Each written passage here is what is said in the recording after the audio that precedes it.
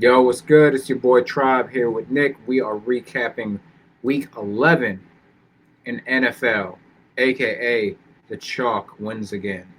But Whew. Bloodbath. ah, oh Bloodbath. man, that describes your Sunday. Good lord. Oh yeah. Oh yeah. Yeah. My highest owned quarterbacks were Justin Herbert and Joe Flacco. Oh My Jesus. highest my highest owned running back was Josh Jacobs. And my highest owned receivers were Jamar Chase and T. Higgins. Yeah, So it was Chase. not Chase good. definitely killed me. I didn't lose money, uh, so I'll take that as a win. I had a pretty decent core group of guys with cheap. I went cheap tight end, so I had Dalton Schultz and then Trey McBride in the flex, and then I had a mini stack of Bijan and Tedero McMillan from the There Panthers. you go. So that saved me. But yeah, similar thing like Jamar Chase, dud. Josh Jacobs. I mean, granted he got hurt, but you know, dud. Um, and then I did not have any Michael Wilson, and he apparently is like the second coming of Jerry Rice. So It, I, oh I man. hey, don't look at me. I played Yoshi, Oh man. which yeah, it was bad, but like I knew that Flacco was going to be owned and that nobody was going to play him. Yeah. And nobody's going to play him. And like he's had a red zone role in the past, and it's not like he doesn't get targets; he just don't catch them. Right. They do like to get him involved. I'd find myself cursing at the TV at NFL Red Zone quite often when I see I them can't like watch an when they NFL give game. him whenever they're giving him targets, and like they seem to always like give him targets like in both in the end zone and then like when they need to like make a play on like third down or they're going for it on fourth. And I just am like, why are we not just throwing it to T. Higgins and Jamar Chase? But you know, I don't know. I make it a Thanksgiving's going to be the exception, but I make will it a you actually watch practice. the games? Yes, I make it a practice to never watch an NFL game ever. Oh man, it is. I It is can't stress inducing for sure. I can't well no I can't sit through them. Yeah. Like it's too I guess I probably watched too much hockey, but like it's so slow. Mm. Like Pablo and I were talking, and like my idea was like they should have like a wildly punitive challenge system. Like if you miss if you lose a challenge, it should cost you like 25 or 30 yards and a first down. Well, The first one. that is indeed punitive. And if you lose the second one, it should cost you like 50. I don't know if I'd go that Or extreme. something super punitive. Like I think in addition, I would go like in addition to losing the timeout, it's also a loss of down. okay. I like my idea better because I feel like this should be. I Like, feel like mine might actually get passed. there's that. There's yeah. I mean that's true because I mean, you know, NFL does stand for no fun league, but I Right, digress. right. So Oh man, let's get into it. we are recapping this past Sunday. We are using the contest analyzer, which is one of the great tools over at paydirtdfs.com. So make sure you check it out. Right now, we are looking at the Wildcat, and so we're looking at overall exposure, the top 1% of lineups. We'll go position by position, and then we'll take a look at one of the sharper players in DFS, see where they landed this past week. Um, so just off the bat, like the chalk, pretty much was exactly what we expected. Jalen Warren, Trey McBride, Chase Brown, Jamar Chase, Michael Wilson with Marvin Harrison Jr. being out, Josh Jacobs, Christian McCaffrey. So those two are the spend up running backs. You have the spend up receiver and Chase, as well as JSN coming in a little bit lower. Rico Dowdle, ETN with ownership is interesting. Aaron Jones, that one I feel like had to be a Sims play because like he was popping in a lot of lineups from a lot of sharps, and I just couldn't fathom why. Yeah, I mean, Like I guess, relative to the players around him. yeah, I mean, I guess maybe he was like the. I saw people talking about him in multiple chats as like the popular leverage play. Like I could buy that, right? Because you also had JJ McCarthy. Boy, does he stink. Justin Jefferson is chalk, right? So I can I'm not understand going Aaron. that. I'm not going that far. I'm a Vikings fan. I'm not going to say that he stinks yet, but like, I mean, it doesn't look great. Current results stink. It doesn't. Could he absolve himself of said stink? Sure. Yeah, it does not. It does not look great. But as a Vikings fan, look, there's a long enough track record of Kevin O'Connell working with quarterbacks that I'm not giving up on him yet. Yeah, that's fair.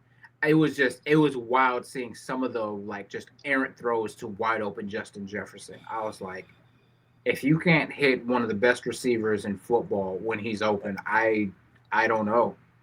I thought they should have traded Jefferson, but that's Spicy. my opinion. But that being said, like those two are chalk. That was a popular stack that was getting talked up all week. So I can understand Aaron Jones is like a leverage play off of that. I'll buy that. I mean, Jacoby Brissett also chalky. Wandale because everybody loved that Jameis was coming into the game.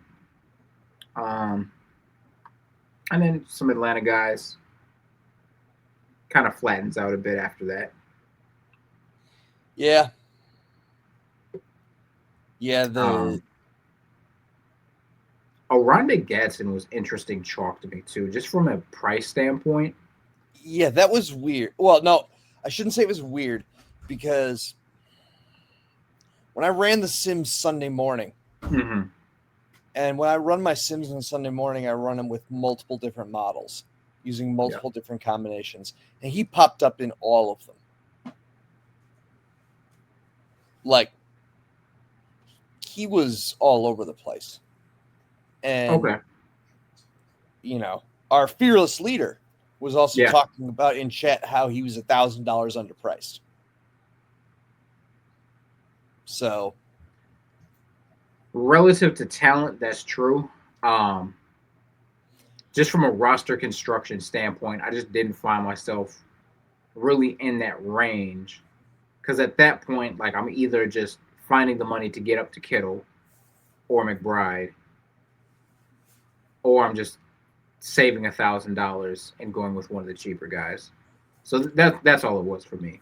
yeah, I get it. And then, you know, this obviously, like we're looking at a recap. This is going to be somewhat results based as we look at exposure in the top 10.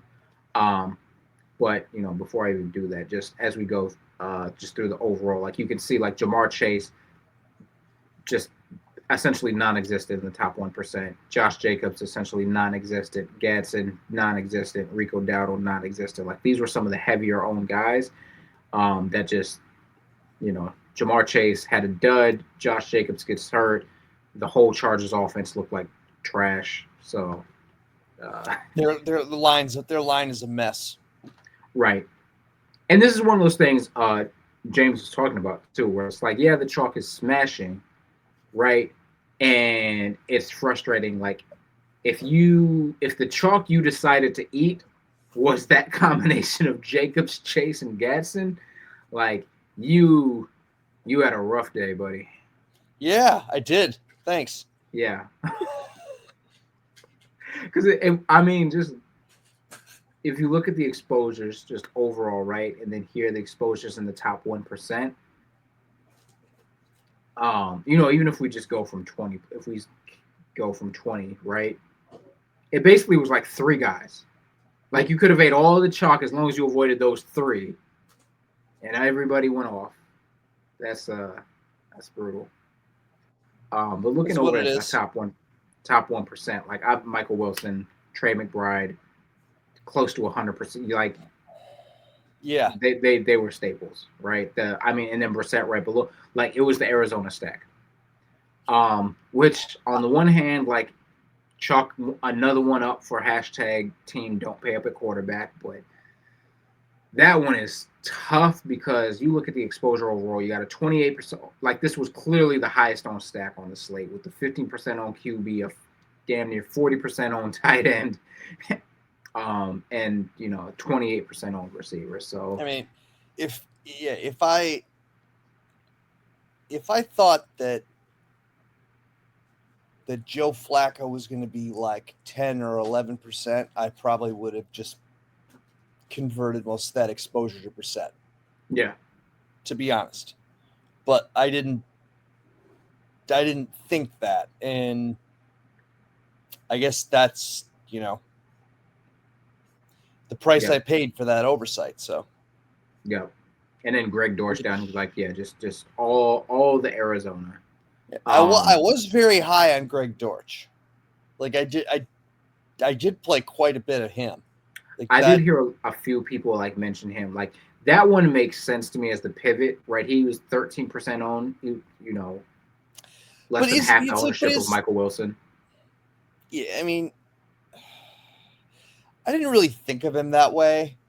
Like the way they use those two players is entirely different. Yes, they run like very different routes. Yeah. The way they used those two players was just like super different, and like the way that I did it was I tied Dortch to at least two 49ers because figured that the way that he really gets there and gets like a bunch of targets, which was probably what he was going to need, was for them to be behind. Right. And behind fairly significantly.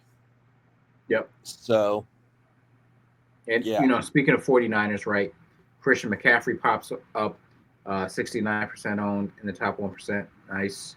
George Kittle in a third of lineups that made it into the top 1%. So like that game stack, was pretty much the nuts if you went there. One thing to call out, like we're looking at the Wildcat, which is a relatively smaller field, higher dollar.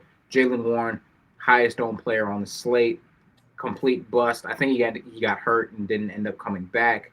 But at that ownership, you can see like over 40% of lineups in the top 1% still had him. So that's just something to be mindful of like in terms of the chalk and like where are you getting different. And just a testament to depending on the contest size and like what field you're in, you don't need the absolute nuts. Like,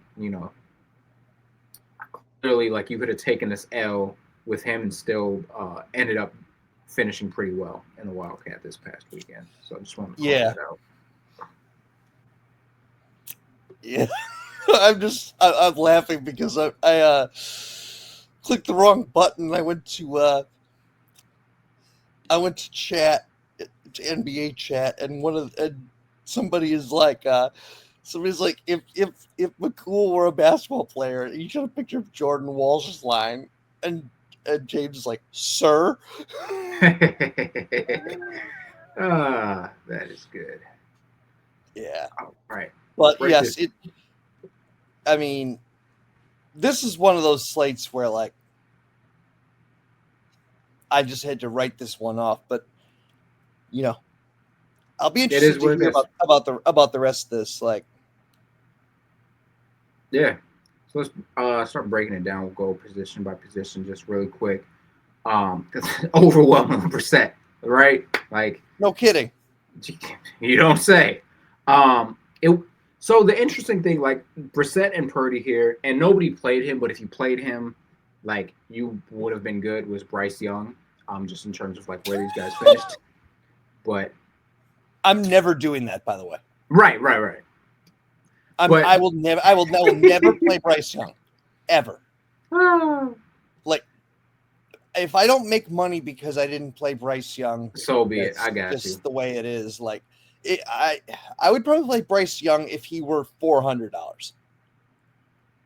Yeah. instead of $4,700. Like, anyways. So this actually was a week where if you wanted to pay up with the value that we had with some of that uh, cheap receivers and some of the value, Josh Allen like had himself a game.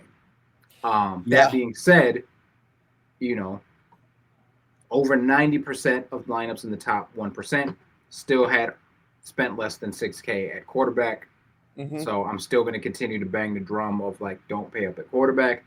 Um, I would say just in general, Josh Allen is the exception. Like he's the one guy I think you can do that with. You saw like, because some people went up to Mahomes, um, somehow still 3% managed to finish in the top 1%. And again, 14 like he scored less than Davis Mills. So, all right, 6,800 just lit on fire. Yeah, and Josh Allen, like, I tried some of that. Like, I think the way I'm going to handle him going forward is I'm just no longer playing any other Buffalo player with him. No, you play him. You play him naked. Like, he is a. I thought that Gabe Davis was a sharp play. Like, so I played a fair amount of him actually. Yeah. But like, Shakir was awful, and now he's not practicing for personal reasons, which I'm assuming is just him reflecting on his life because he sucks right now. Yeah, I mean, look, it's all bad. I can't like, blame. I can't blame a maybe dude. The tight end. Maybe if the tight end is cheap enough, it's like No. 3.3K Dawson Knox. Maybe. Okay, maybe. Yeah, but yeah, look, if Khalil Shakir is reflecting on his life, I cannot blame somebody for reflecting on their life when they are in Buffalo in the winter. Fair enough. Like the natural reaction when you're in Buffalo in the winter is to say, "Did I make the right choices? What am I doing here?" Oh man. So, yeah, the exception would be Josh Allen, and if you do it, you're playing him naked. You're not falling. I don't care how cheap the receiving option is. You're not playing. You're playing him naked, and you're hoping that he runs. Honestly, this was what he needed to do. Like you need a multiple rushing touchdown game from him. Essentially, is what it comes down to. Yeah. For him to truly bury you. Yeah. And I don't care how many people are hurt. Like they'll throw it to Andre Reed. Like who knows? Oh man, that's funny. Oh man, moving on to running back again. Jaylen Warren, highest on the slate just by virtue of the marbles problem. He shows up in the top 1%. For those unfamiliar with the marbles problem, it's very common. It's like 7th grade math problem in probability. If I have a bag of marbles and there's 100 marbles in there and 70 of them are red, just the probability of me reaching in and grabbing a red marble is going to be higher just because of there's more red marbles in the bag. That translates to DFS. When you have a player who is just going to be in so many lineups, there is a higher probability he's going to be in the top 1% of lineups just by virtue of him being in so many lineups in general in the contest. All right, so he still shows up even though he dudded. But Christian McCaffrey, Bijan Robinson, two guys that showed up quite a bit, which makes sense. They had the two high ceilings. And let me get your thoughts on this. So I started the slate looking like at what are the spend up options, right? And you had Christian McCaffrey, you had Bijan Robinson. The next highest priced running back was Josh Jacobs. And I did end up playing some Josh Jacobs just because it was against the Giants. And I'm like, this could get ugly really quick. Jameis will turn the ball over at least once, which I'm pretty sure he did. Short field, all that good stuff, right? But maybe it's just my own bias because I don't like the Packers. But and you're a Giants fan. Well, yes, that too. But I just don't consider him in that same tier, like of ceiling guy. Like, I get it. He's like a worst version of Jonathan Taylor, and that like you basically need him to get multiple touchdowns and you need him to rush for 100 yards because he's not really a threat receiving it. Like you're not going to get like the 5 catches, 50 yards and a receiving touchdown on top of the rushing workload, right? Like you can get that with McCaffrey, you can get that with Bijan, Gibbs, Achan, right? Like not only do you have to worry about what they can do running the ball, but there's the added layer of like they can also just rack up receiving points as well. Yeah, and speaking of teams with like spread out production, like the Packers receiving core is another one. It's just Yeah. no. Although I do enjoy watching Dobbs play because he reminds me of like on like the old school like Madden games and when you put in the cheat code for big head mode and they just look like bobbleheads running around the field. Oh yeah, I remember last year when Achan was wearing the big puffy helmet. Yeah, it's great. It's so great, man. It's hilarious. NBA Jam, big head mode. Exactly. Yeah. So, but that's kind of where how I felt in with Josh Jacobs. And granted, like he got hurt, so like you got to that comes in consideration. Like we don't know what he would have done had he played the whole game or whatever. But just in general, like I kind of feel that way. That his ceiling isn't necessarily as high. I think his floor is probably just as safe as those guys, and his usage as far as like the running volume. But I do feel like his ceiling isn't necessarily in the same tier as those guys. Probably not. I mean, the way I approach Jacobs is like, you play him with the Packers defense, basically. Yeah, that makes sense. But yeah, and then you a lot of the mid-tier running backs, both overall exposure as well as the top 1%. Chase Brown, Jalen Warren, and ETN in that between 5.5, just above 6K. Which makes sense a lot. The one is weird. That is 17% ETN is odd. Somebody must have projected him well. Yeah. I got to chalk it. It wasn't us. It wasn't Paydirt. I can tell you that. But in general, I think you see this. This is kind of a common build path that you see. It's something I've talked about since going back to last season, right? Like the cheapest running backs project for at least 15 points, under 6K. Chase Brown was definitely there. He was a guy I was pretty high on. He was fine. I think he just missed the 100-yard bonus, like by a yard. I think if he gets like another rushing yard, he ends up with over 20 fantasy points.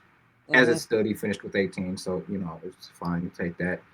I did see a few lineups with both Bijan and Christian McCaffrey, but I feel like that's hard to do. And on this slate, I didn't feel like you needed to prioritize both of them because I did feel the spend up at receiver was more of a priority than the spend ups at running back. And so I'd have rather, if I was going to pay for two spend ups, I would have rather split McCaffrey and a receiver or Bijan and a receiver as opposed to playing both of them. Which if you did that, that's going to force you into one of these mid-range running backs, which as we can see from the ownership, that's probably where a lot of people ended up. If we look at some of these lineups, Chase Brown, ETN, Christian McCaffrey in the flex, right, with Jackson Smith and Jiggy. That's exactly what it was. Jiggy, McCaffrey, mid-tier running backs, right? Bijan and Warren, and you prioritize spend up in JSN. So pretty consistent across the board that we saw that. That makes sense. It's generally a roster construction build path that is you're going to see pretty often. Let's hop over to receiver. Apparently James is Kurt Rambis now. Kurt Rambis had like long flowing hair though. I know, right? James is like Mike. He's like Mike Bibby on steroids.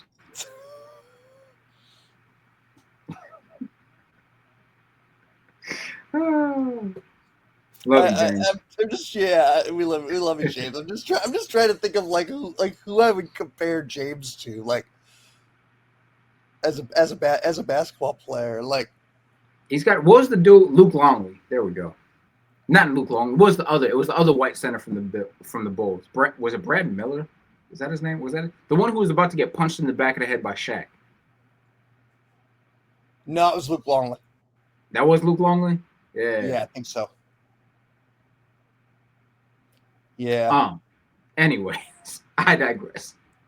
Over at receiver, again, all Arizona. Wilson, Dortch. JSN was the spend up that people prioritized, both in terms of ownership and their exposure in the top 1%, which makes sense. I thought a lot about between him, Chase, and Puka this week. Um, Chase is the man, but T. Higgins is there, right? Puka's the man, but you do have Devontae Adams there. You do have Kyron Williams. Like, there's other guys. There really isn't anyone on the Seahawks other than JSN. Nope. And shout out to their coaching staff. Every defense that goes against them knows that there's nobody but him, and they just continue to find ways to get him open. And got to give him credit himself, for his skill and his technique. Like, he's getting open, he's finding the open spots in zone. He's being able, to make his move, get his wiggle on when he's pressed. So I think that makes sense. Like, if you're going to spend up, like, he probably gets the slight edge for me, just because the talent, floor ceiling combo is right in line with those guys, and he just has less competition to worry about in that offense. And he ended up being the highest scorer of those three, with his quarterback throwing 4 interceptions, which is crazy. Yeah. Teterow McMillan, who I'm respecting his wishes. He apparently does not like to be called Tet, so Teterow McMillan or T-Mac it is. Sure, you got it, bro. So respect the man's wishes. If he wants to be called Muhammad Ali, by God, you call him Muhammad Ali. Right? Teterow McMillan, 3% on. That was... I get Bryce Young isn't good, but like the volume that this guy is getting, and they were in Atlanta. Like, there was a lot of games that had like crazy sustained winds and like weather stuff. And so you get a guy who's the number one option. He's going to get all the targets. They're in a dome. Like, I don't know. That was just weird to me to see him that long. Yeah, that was particularly definitely kind to of see him 3% and 15% own Wan'Dale Robinson. What the hell is wrong with people? Like, I get it. I love Jameis too. Jameis is a national treasure, right? What was his pregame quote? The horse is prepared for battle, but the victory is the Lord, or whatever he would be talking about. Love him. Yeah. Absolutely love him. But in no world should Wan'Dale Robinson have been 5 times the ownership of Teterow McMillan. That's nuts. Yeah, that's kind of crazy. I mean, yeah, does Wan'Dale Robinson run routes that are farther than 5 yards down the field? No. No, he does not. Just checking. I wasn't sure if that had changed. It's all he gets, getting like 10 targets for 30, like 10 catches for 30 yards. It's like, what is this, man? So bad. Nico Collins and Drake London, both great plays, in my opinion. Davis Mills, like, is serviceable. He'll throw the ball around. They were just at awkward price points, I think, on this slate, which led to them being sub 10% owned, because it's one of those things of like, do you just pay down or do you just like find the money to spend up? That range between like 6,500 and 7,500, we generally are seeing lower ownership on receivers. Same thing could be said for like a guy like Ibuka, right? He's generally in that same range, and we typically will see depressed ownership on him. But so that's something to carry forward. These guys absolutely have similar ceilings to some of the higher price guys. So if you're going to get them at lower ownership, that's a good way to get different. It's also a way to save some money, right? If you did want to prioritize spending up at both running back spots, or if you wanted, you didn't want to go dirt cheap at tight end. You wanted to go double tight end, but I don't know. You wanted to go like Kittle and McBride or something like that. That's a way to save some money. While I not did some of that. sacrificing up too much ceiling. Yeah. I did some of that with like Kittle and Gadsden. Yep. Yep. That makes sense. Sims like that. I, for one, welcome our new Sims overlords. All right, let's hop over to tight end since you mentioned Gadsden and Kittle. I mean, listen, Jason and I on the bakery told you lock McBride, play McBride in the flex. It's a two tight end slate. Put him in the flex. If you didn't do it, shame on you. 90, basically damn near 100% of the top 1% of lineups had him in there. I don't know what to tell you. He's still not priced appropriately this coming week. So, spoiler alert, on Thursday, I'm gonna tell you to play McBride in the flex again. Yeah, DraftKings no longer believes in moving prices. Yo, it's so bad. It's it's depressing how bad the pricing has been. Um, George Kittle, right behind him, third of lineups, 12% owned.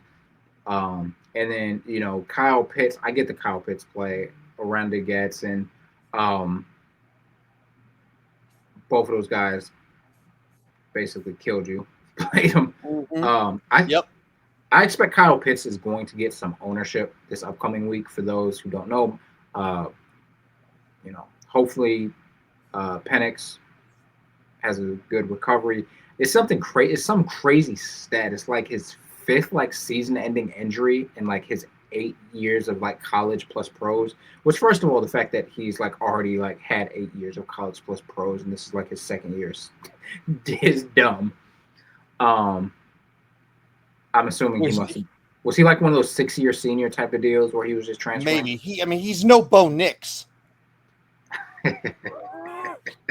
How old is Bo Nix? Don't get the people riled up, man. How old is Bo Nix? 33? Bo Nix is 35 with 3 kids, man. Yeah.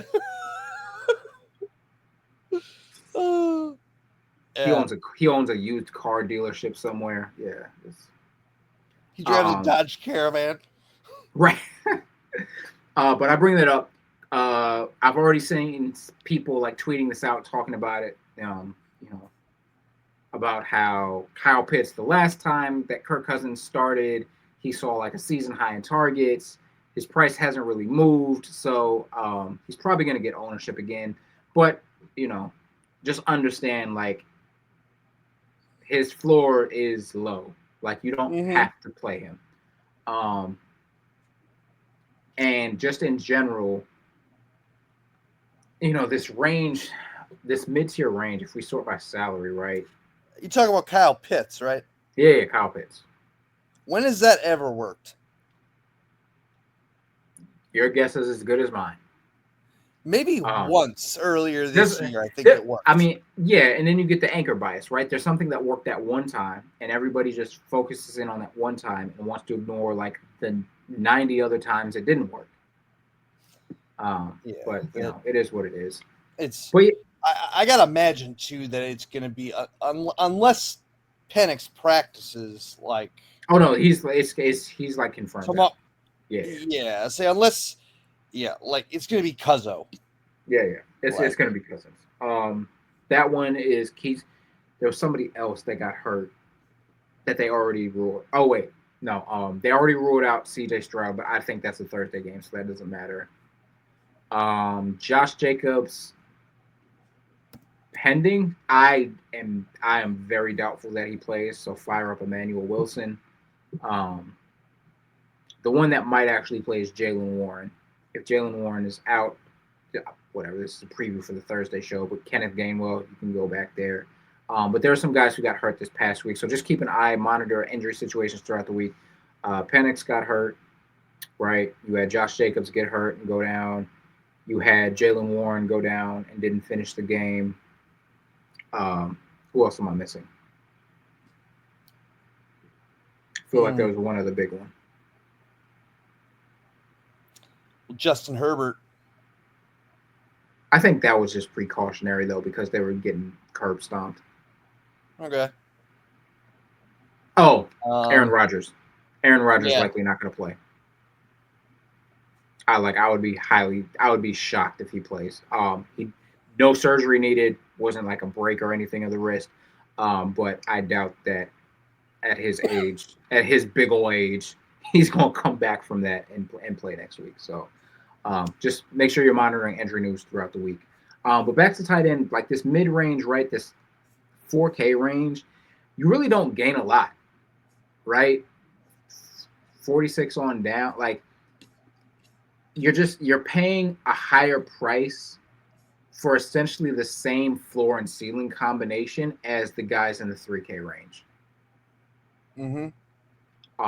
And so I will just continue to say, like, if you're going to go double tight end, I think you either go cheap tight end and a spend up, or if you can make it work, depending on what the value situation, depending on your roster build, just pay up at both spots. Like, so that being said, again, a quick preview, we got Brock Bowers on the main slate next week.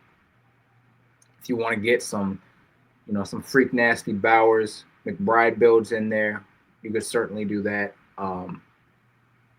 But I just don't think there's a lot of meat on the bone as far as like point per dollar and value when you're in this mid 4K range. Yeah. Defense doesn't matter, so no, we're not going to look at that. And like I'm assuming Sims were jamming in Pittsburgh defense, which 8, and then Titans was the other popular one I saw. I got quite a bit of Green Bay. Got it. All right. We have this function, again, contest analyzer over at PaydirtDFS.com. If you want to look and compare, like, what are sharps, what are pros doing in these contests, you can do that, sorting by yes, we want to compare. Let's see. Who did we look at last? We looked at Utica last time. I actually want to take a look. I think he's in here. Shady Advice. I believe Shady Advice had himself quite a day on Sunday. He won the yeah, I'm pretty sure he did. The 44 million, like, and the 3 and the Wildcat or something. Yep. Yeah. So, shout out to Shady. Let's see what you did. Guess who's back? All right. Oh, am I still looking? Am I locked into tight end? I think I'm still locked into tight end. I don't want that. There we go. Our Titans defense, you son of. All right. So, Shady's highest exposure, 50% Titans defense, which they were the cheapest defense on the board. That makes sense. Like, who gives about defense? Play whoever fits. Or, like, I literally will start with the cheapest defense. Whoever is the cheapest, I lock them in. If I have money left over when it's all said and done, and there's like a defense that I think is moderately better, maybe I'll like pay up, but play the cheap defense, right? Match the field on Jalen Warren chalk, double the field on ETN. That I don't know who the hell talked up ETN or like what Sims were spitting that out, but sure. All right. That being said, I do like ETN. That was another injury. Tootin from Jacksonville also got hurt. Did not finish that game. Keep an eye on that because I do think, as much as I'm like be riding like the ETN play this past Sunday, Tootin is out this Sunday. I think ETN is a great play. But either way, double the field on ETN, match the field on Chase Brown. I mean, I would say this match the field. Slightly over, but not really on Josh Jacobs. Over on J.J. McCarthy. Match the field, relatively speaking, to Rico Dowdle. Here's where we start getting Joshua Palmer. Way over on Joshua Palmer, which I think I can get that from a couple of different angles. You had Khalil Shakir, who was getting talked up, right? You had chalk 3K Arizona receivers. So, like, it's both a pivot to Shakir on the same team and a pivot to the Arizona guys, I can understand going Joshua Palmer. I don't agree with it. I don't condone it, but I understand. It's not that different of a play from Gabe Davis. No, no, no. I think conceptually, I think it's the same. Yeah, yeah. Overweight on Kyle Pitts. Match the field essentially on Michael Wilson. Did come underweight on Trey McBride. Slightly Makes under sense. on Jamar Chase. Massive, well, not massively over. Like double the field on Drake London. Match the field on Gadsden. Massively over on Xavier Worthy. Well, I'll be damned. All right. Match the field on JSN. So, I mean, looking at this, let me go down to Christian McCaffrey. I feel like where Christian McCaffrey, 20 slightly under. Match the field on Bijan. I feel like there are some pretty clear stands he made, but a lot of this is just matching the field on a lot of the chalk, and then picking a few spots to just be really overweight. Just based on this exposure, like this makes sense that he had a great Sunday with most of the chalk, almost all the chalk, like going off. Mm-hmm. I guess break it down real quick. I'm just gonna look at the skill position guys. Quarterback, see like Josh Allen. Okay, so he was on team pay up. 10% Allen Mahomes. Most highest owned quarterback was J. McCarthy. Came in under the weight on Brissett.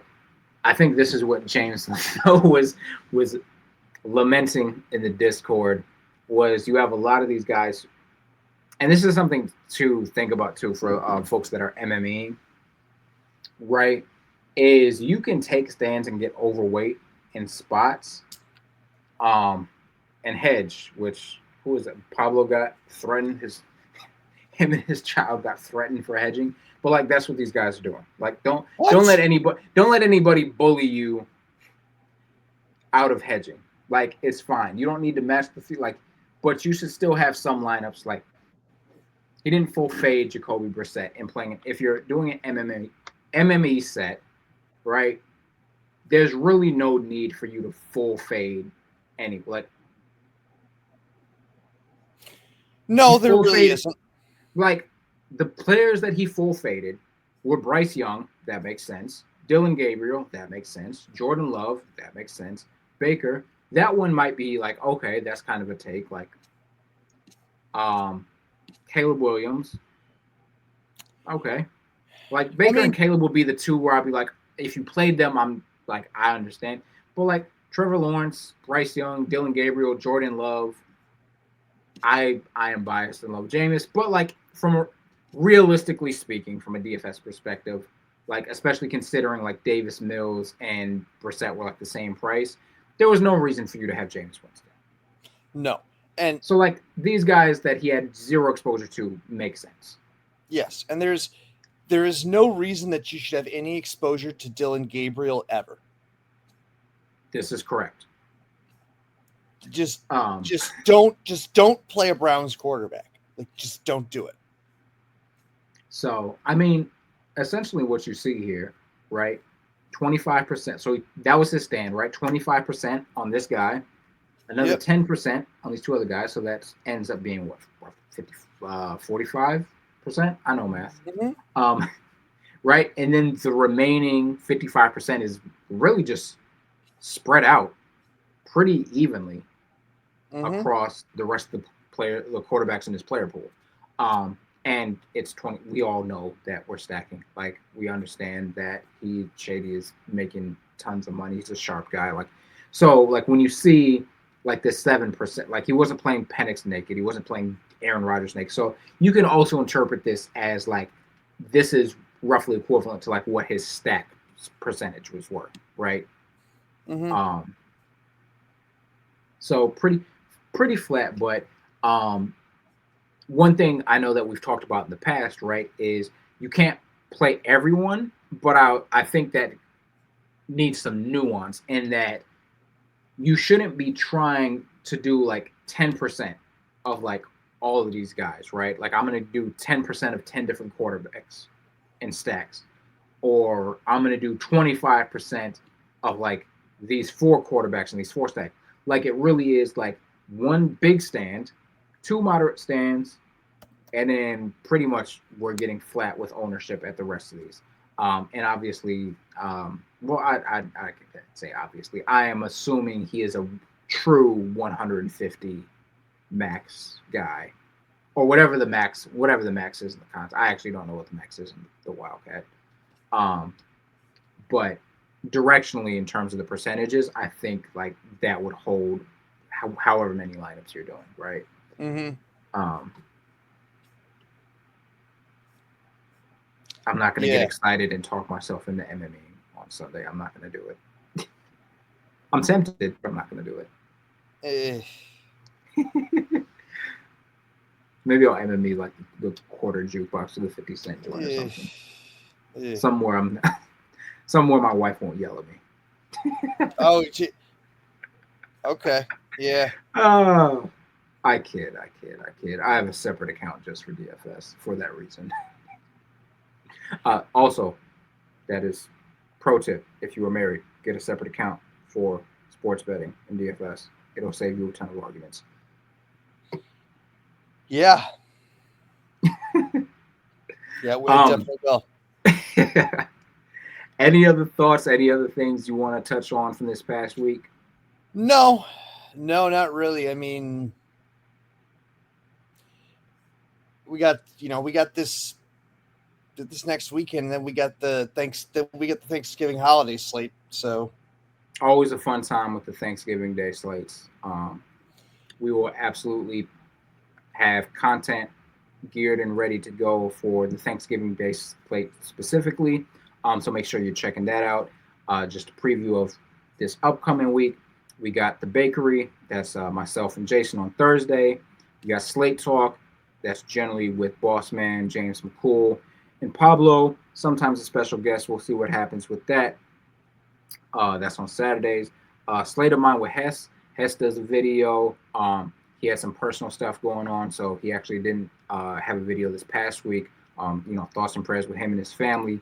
But hopefully, he has something this week because he always has like a very unique perspective on the slate. And then if you're not signed up for the newsletter, make sure you are. It's free. We got bets. We got additional thoughts on the slate going on there.